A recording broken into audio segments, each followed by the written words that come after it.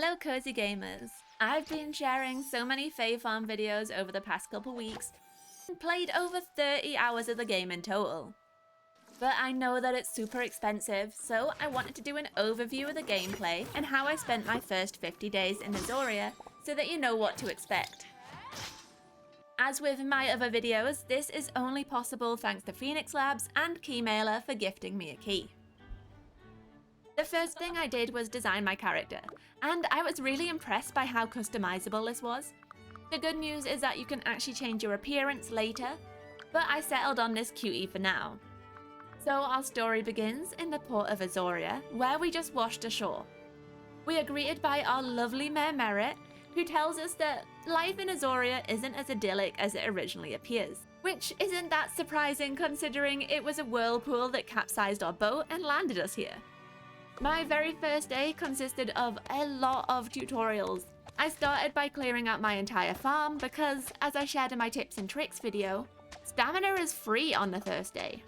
This took me around 13 minutes to finish, and then I learned how to decorate my house, followed by how to cook, how to farm, how to fish, how to catch bugs, and finally how to sell goods. It was quite a tutorial heavy first day. But before long, it was the end of the day and we were being sent to bed by Merit. And now we were on to chapter 2, and also day 2. Immediately after waking up, I crafted a rustic stool to increase my overall health, and then I headed outside. As with every farming game, I started by watering my crops, and then I went to check on my mail. I had a letter about multiplayer, dyes, furniture scrolls, and finally a letter from Alaric asking for my help. So off I went to meet our local wizard. Turned out that Alaric was having issues with the giant purple thorns around town and would like my help to get rid of them. He was gonna make me a staff, but first he's kinda hungry. I quickly headed to the beach to collect some mussels before heading home to cook them for Alaric. Once they were ready, I made a slight detour into town to buy some seeds from Holly. I would definitely recommend buying beans on your second day because they take 12 days to grow, but they reproduce beans every 4 days after that. And I also grabbed some cauliflower seeds because why not?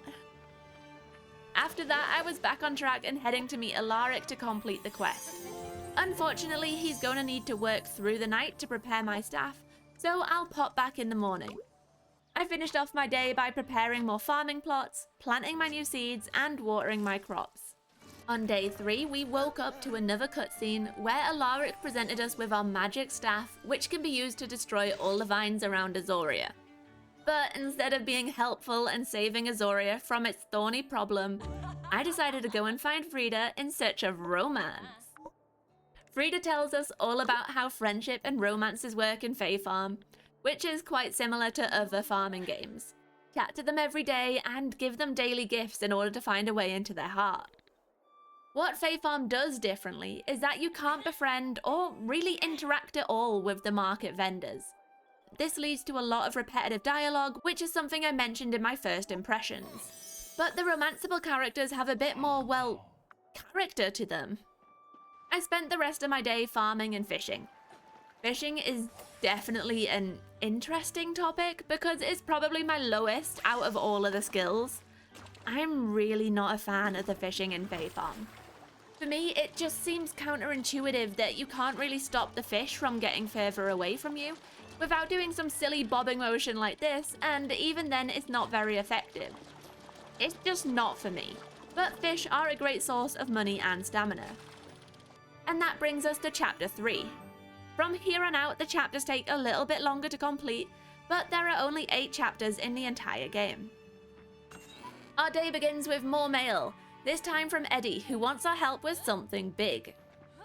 We're soon talking to Eddie, who asks us to help keep the people of Azoria from starving by catching and selling some fish. So we're back to fishing again. But this doesn't go as well, and I end up being pulled into the water and then sucked into a whirlpool before being spat out onto dry land again. After that, I decided I needed a break from fishing, and I went to make some friends, or lovers. First up is Jack, who I actually seduced in the early creator build. He loves hanging out in the scary woods, but I didn't have any snails on me, so I just said hi. And then I carried on to meet Argyle, who is adorable, by the way. They are obsessed with frogs, which, same, but it's a bit weird that they want frog sweat as a gift.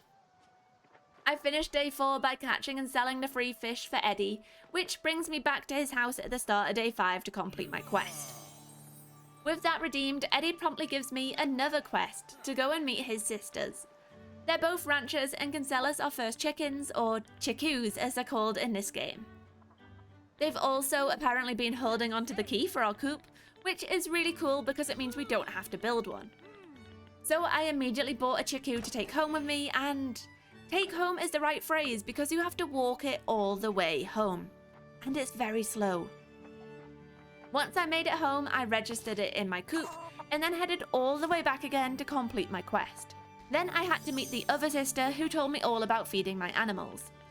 There were a lot more back and forth quests, but with them finally completed, I decided to buy a cottontail for my walk home.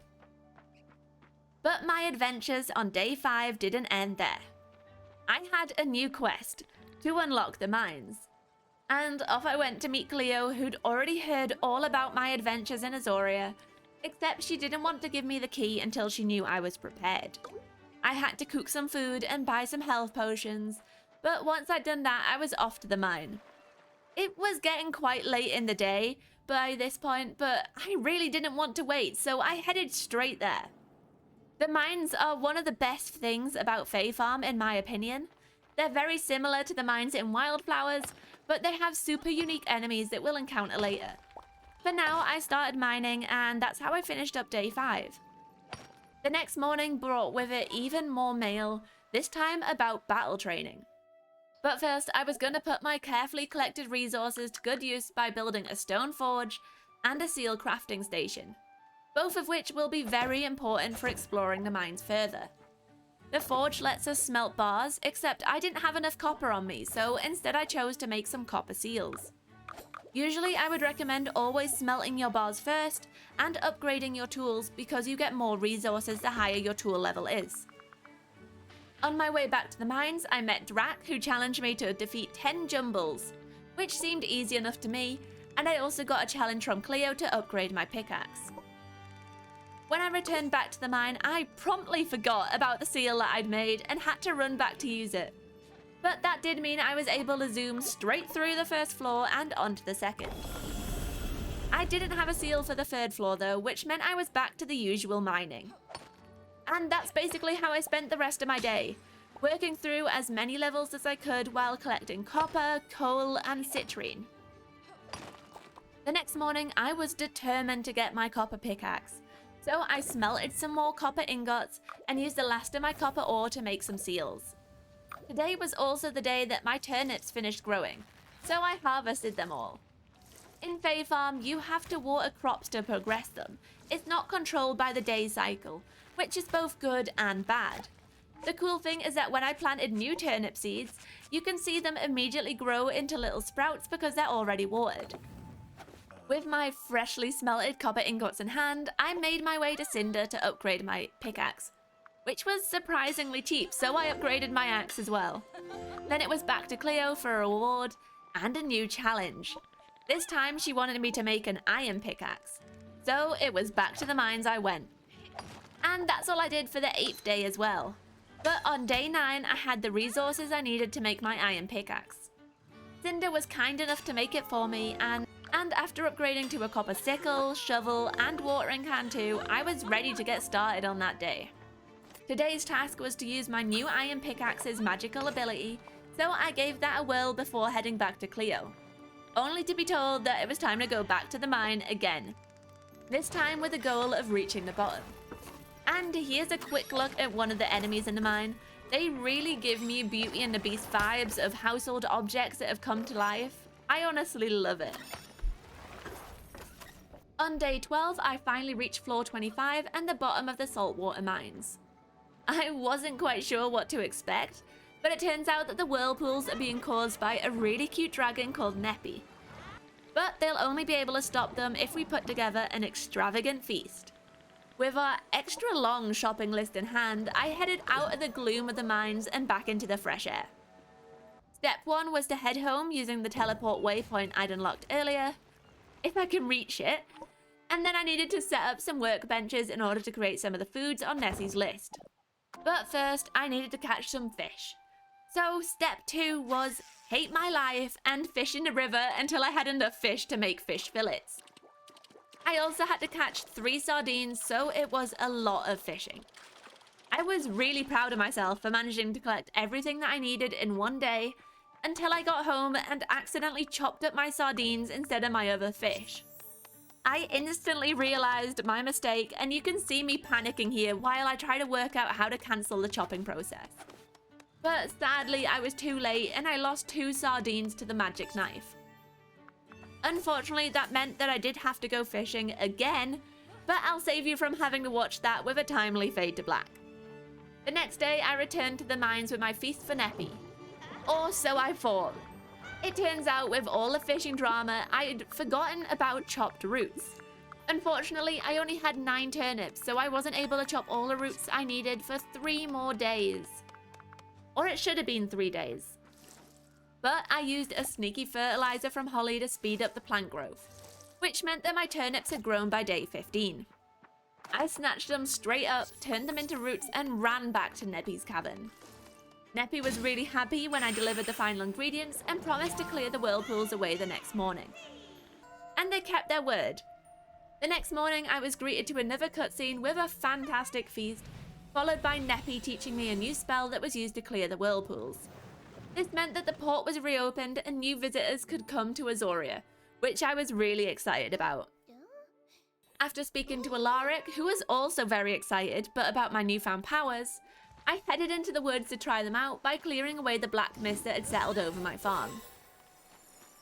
Then I met Jade, who introduced me to shipping contracts, which are essentially bulk shipments of items for money. These first ones were pretty tough though, so I went with the beans.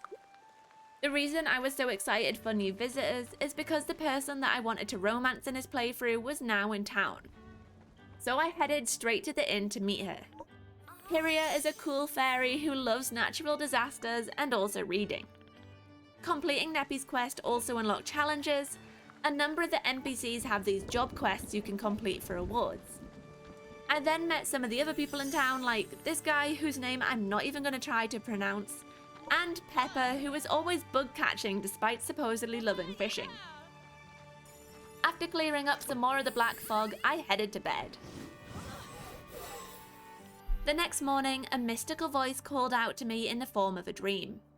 Her name was the Wisp Mother, and she was asking for my help to protect the island. After that cutscene, I saw that I was also in Chapter 4 now, and then I was able to start my day.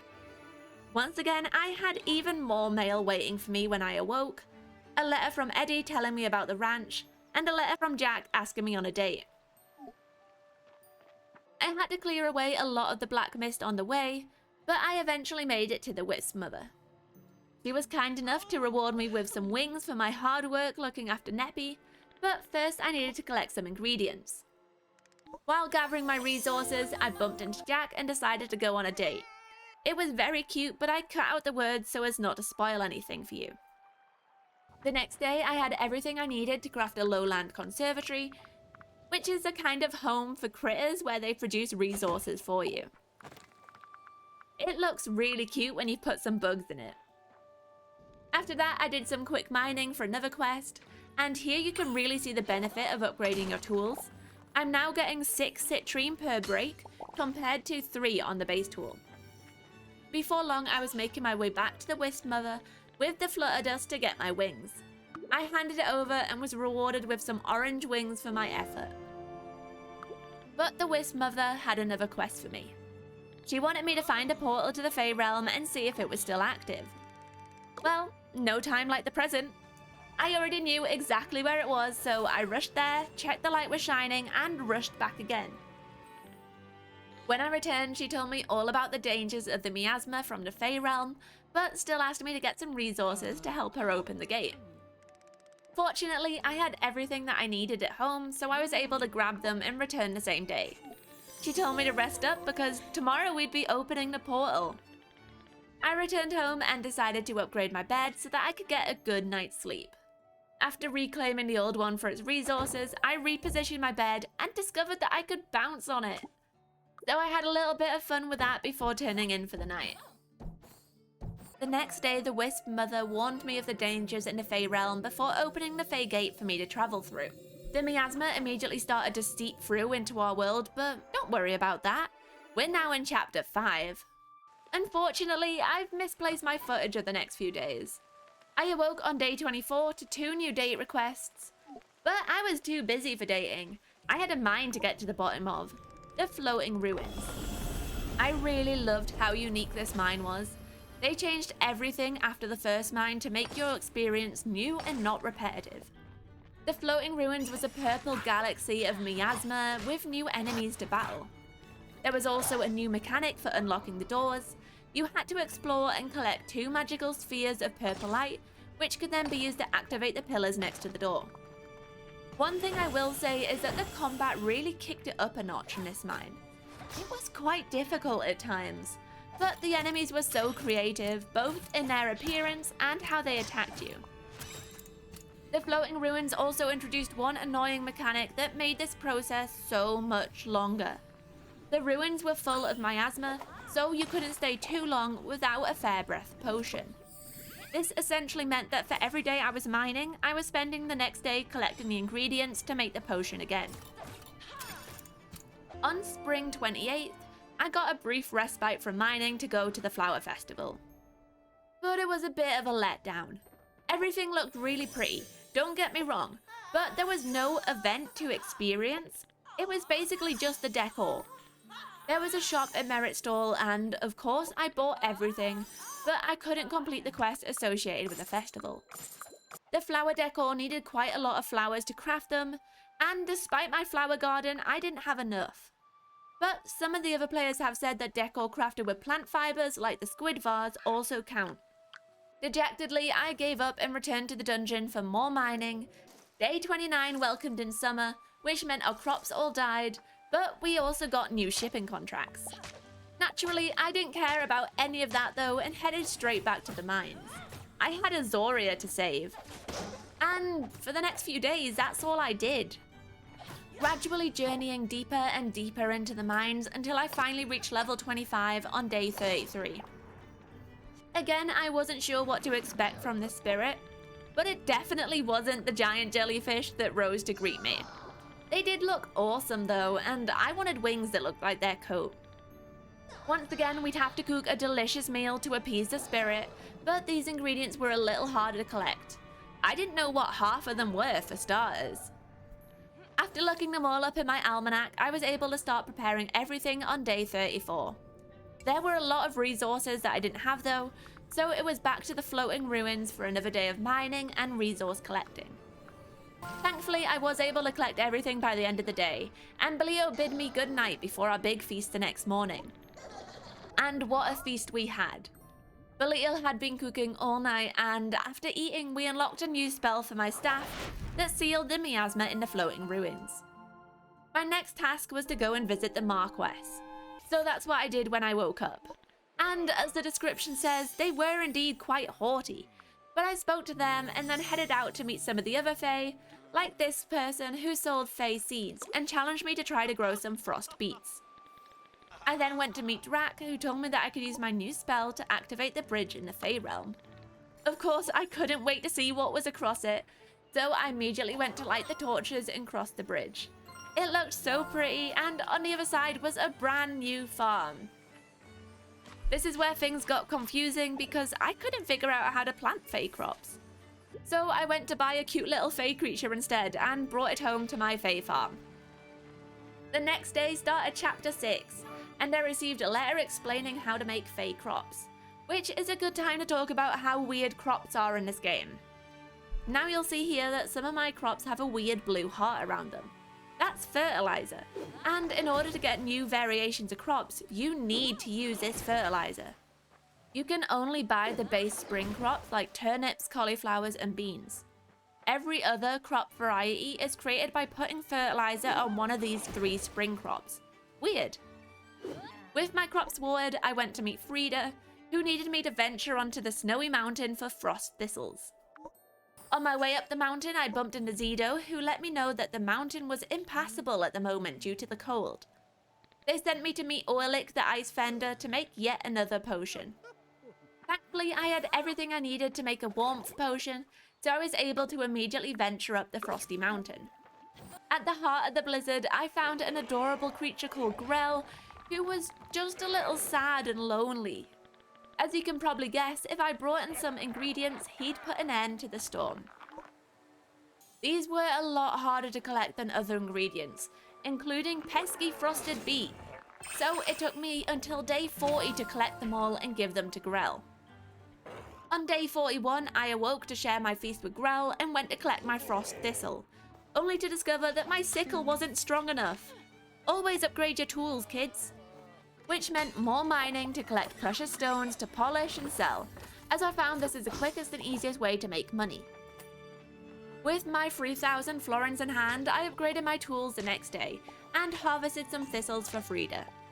I also went on 2 dates and spent the rest of my day completing some of the challenge quests that I'd been neglecting. The following day started chapter 7, and I got a frantic letter from Orlick. It turns out that removing the eternal blizzard isn't good for an ice sculpture business, and Orlick was now out of a job. He needed me to help show him an alternative by catching 3 mountain fish and selling them. Unfortunately, as I hated fishing, my fishing level was not high enough to catch the mountain fish yet. I had to spend the entire day fishing until I could catch and sell the mountain fish on day 44. On day 45, I returned to Orlick and told them how great selling mountain fish was. He was really excited for his new venture and asked me to go big him up to the Mark West, which I did. But it turns out that stopping the blizzard has caused more issues than just putting Orlick out of business. The blizzard had been keeping the volcano under control, but with it gone, the volcano was now starting to reach critical heat levels. An elf that lived nearby was in danger, and I needed to go find them.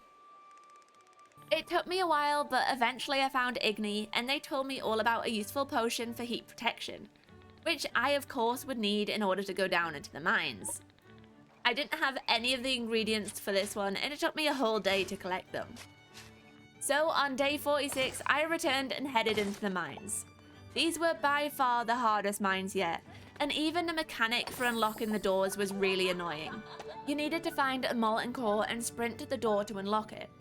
But because it was on fire, it could die out before you even made it there. This led to a lot of perilous sprints and jumps to make it to the holder in time. And that's how I spent my last 4 days. By day 50, I still haven't reached the bottom of the mine. By day 50, I still haven't reached the bottom of the Scorched Caverns, mainly out of user error more than anything else though. I accidentally upgraded my axe instead of my pickaxe twice, which meant I needed double the resources, and it took me twice as long to get them. If you've made it this far, thank you so much for watching this video. Hopefully you have a good idea now of what's involved in this game and whether it's the game for you.